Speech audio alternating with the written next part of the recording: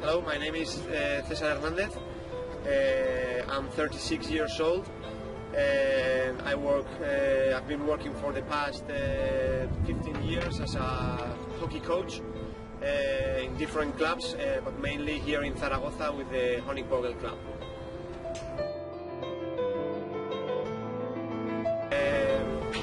I've been working for the past 15 years as a coach, and I've been coaching mainly here in Zaragoza, but I've also been working in different clubs overseas. I worked in 2002 for the Briars club in Sydney, Australia, and I'm also involved with different teams here in Spain. I've been working for the under-16 Spanish national team. At the moment I'm the team manager for the under-21 Spanish national team, and I'm also the state team coach for the Aragon under. Even though my studies, I have a degree in English major, even though I studied that at university. Since I was very little, I started playing hockey. I started when I was 7, and I've always loved hockey. And even though I love English as well and I like teaching, I found that teaching and coaching share a lot of similarities. And since my passion since I was a kid was hockey, I found that English helped me a lot because I could travel a lot and I could work overseas. I found that hockey is at the moment my main passion, and that's the reason why I'm coaching at the moment.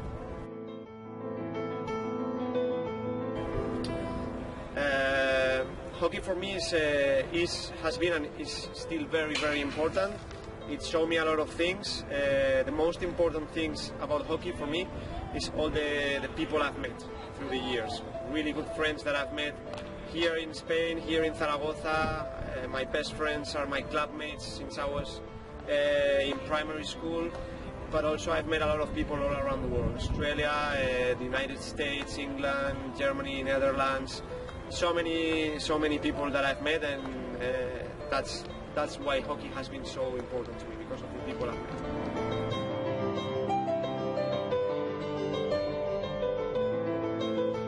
Many of the players that I coach are in high school or in a university, and sometimes I have talks with parents that come to me to tell me that their kids, the time they are in the hockey field, is time that they're not using to study.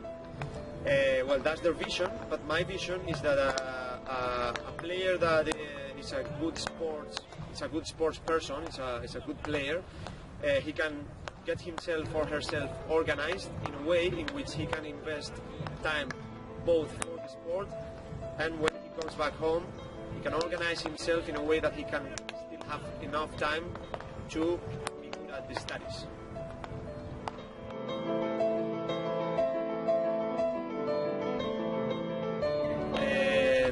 Some of these cases of players that whose parents told me that they were not studying enough time.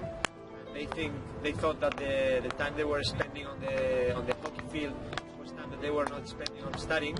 Some of those cases, in some cases, they have stopped playing hockey in order to focus more on studying. And in some of those cases, they have improved in their studies, but in some other cases, it didn't make a difference whether they were spending more time here at the hockey field or studying. They didn't improve in their marks, and it didn't change the way they studied.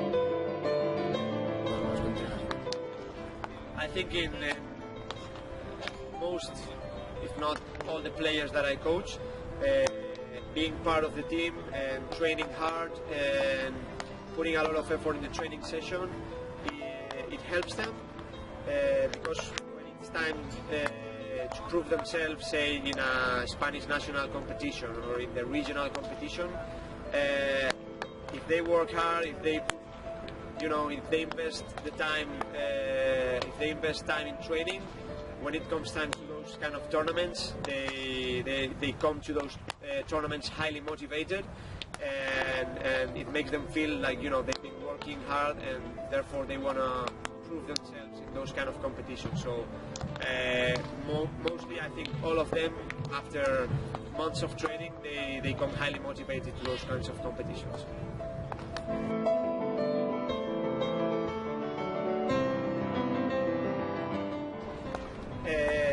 I work with the under 21 players, the Spanish national under 21 players, and even though hockey is not a big sport in Spain, they are professionals because most of them get paid in their club teams. But what surprised me is that 90% of the under 21s are studying at college and university. Even though it's really demanding to be a top hockey player, because you have to obviously spend a lot of time at the hockey field, they manage to study and to pass. Actually, out of that 90%, most of them get really good marks, and that's because what I was saying earlier, they are good sport people, that they know what they need to improve both in the hockey field and outside the hockey field. So they know what they need to study, how many hours they need to put into that study to pass the test. And I was really surprised to see that most of them were in university, and obviously they were putting a lot of hours into their study, but they were not struggling. They were getting good marks and they were getting themselves well organized.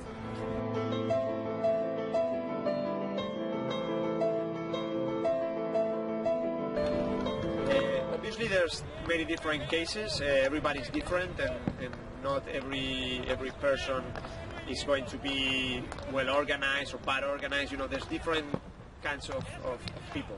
But my advice for the parents is, by my experience, what I know through players, if a player works hard inside in the field, if he trains hard, if he knows, you know, his weaknesses, so he needs what to work on, areas to improve. If he knows those areas in the hockey field, and he works hard and he's organized in the hockey field, I'm pretty sure that that person is not only organized in the hockey field, he's going to be organized outside. So my advice is that sport helps a lot, because it helps, you know, the players and the people to get organized in a fun environment, because they're obviously having fun while they're playing a sport. But if they want to improve in this fun environment, they also need to work on certain areas, their weaknesses, you know, areas in which they need to really work hard.